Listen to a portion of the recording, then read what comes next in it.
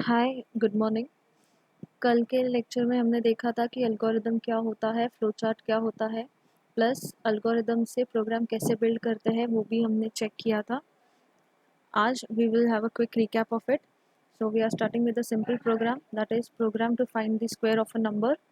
So you know that execution of every program starts from main, but main से पहले हमें ये दो लाइन लिखनी पड़ती है। ये दो line is nothing but the header files which has to be included before the execution starts, because every program uses this built-in functions of printf, scanf, clr, getch, everything that is available in this header files. So stdio stands for standard input output dot header, जिसके अंदर functions होता है printf, scanf.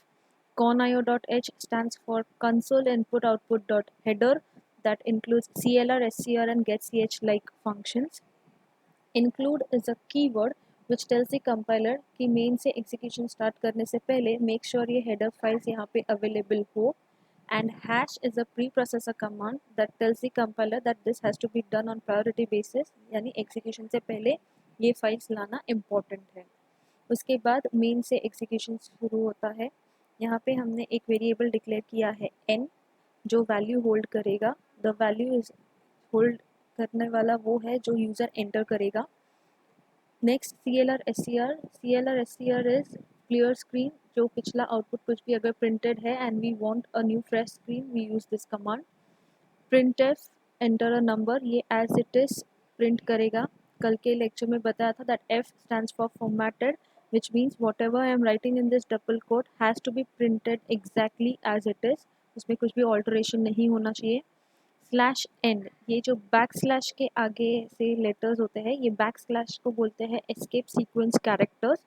Escape sequence characters are those characters जो double quotes में लिखने के बावजूद screen पे कभी भी प्रिंट नहीं होता है। तो slash N when we write it means on new line you have to print. Slash T जब हम लिखते हैं मतलब एक स्पेस होता है, एक टैब होता है, और वो एक टैब दे के हमें ये स्टेटमेंट प्रिंट करना है। So it depends upon the programmer how they want to use it. Next is scanf. Scanf, again F stands for formatted. Formatted यहाँ पे इसके लिए क्योंकि हमने n को integer data type declare किया है, which means जो भी वैल्यू यूज़र ने एंटर किया है वो इंटीजर टाइप का ही होना चाहिए, तो ही वो n में स्टोर होगा, वरना नहीं होगा, वरना डेटा मिसमैच का एरर आएगा।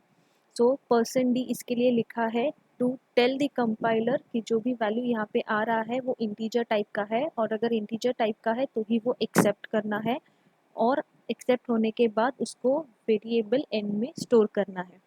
But because variable n memory में कहाँ पे होगा वो पता नहीं है, इसके लिए इसके आगे हमने ये एंड ऑपरेटर लगाया है जिसको हम बोलते हैं address operator. Address operator is basically used when we want to find the address of any variable, to store a value, to retrieve a value, anything. So इसके लिए यहाँ पे and n किया है, because of which compiler will get to know the address of this variable and will store the value to that variable.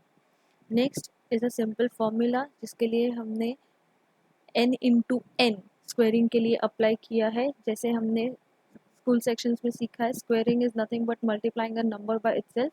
So since we are storing the original number, यहाँ पे जो enter किया था user ने वो number हम n में store कर रहे हैं, इसके लिए यहाँ पे हम n इंटू n कर रहे हैं। तो उसका रिजल्ट जो भी आएगा, जो भी वैल्यू देगा, that again has to be stored in a variable. So इसके लिए हमने यहाँ पे एक नया वेरिएबल लिया है SQR, so that has also to be declared at start. अगर यहाँ पे डिक्लेरेशन भूल जाते हैं तो no issues, you can directly write int over here, that is one and the same thing. SQR equals to 0 इसके लिए लिखा है सो दैट SQR को कोई भी डिफ़ॉल्ट गार्बेज वैल्यू असाइन ना हो। ये ऑप्शनल है, कंपलसरी नहीं है, but it is a good practice to write like this. So this line basically gives you the square function, and square होने के बाद फाइनल रिजल्ट हम SQR में स्टोर कर रहे हैं। Next is a printf statement, again slash n, क्योंकि मुझे ये स्टेटमेंट के बाद ये वाला स्टेटमेंट नए लाइन पे चाहिए, इसके लिए square of %d is %d।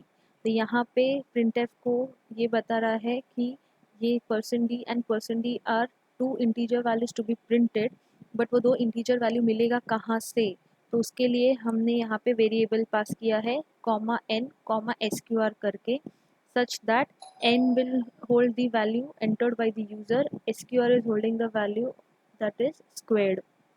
So अगर एग्जाम्पल यहाँ पे एंटर द नंबर, अगर यूज़र ने नंबर 3 डाला तो n में क्या स्टोर होगा, यहाँ पे 3 स्टोर होगा. So at this line it will be 3 into 3, that is 9, and sqr will hold the value 9. So printf ये जब प्रिंट होगा स्क्रीन पे तो ये ऐसा होगा, स्क्वायर ऑफ 3 इज 9. ये ऐसा इसके लिए होगा क्योंकि %d पे वही वैल्यूज़ प्रिंट होता है जिस ऑर्डर में आप वेरिएबल्स पास करते हो. तो मैंने यहाँ पे पहले n पास किया है, इसके लिए पहला %d n का वैल्यू प्रिंट करेगा. मैंने यहाँ पे सेकेंड sqr पास किया है, इसके लिए सेकेंड %d sqr का वैल्यू पास करेगा. अगर ये ऑर्डर गलत हो जाता है तो यहाँ पे वैल्यूज़ उल्टा प्रिंट होगा, which will be wrong. That's it for this.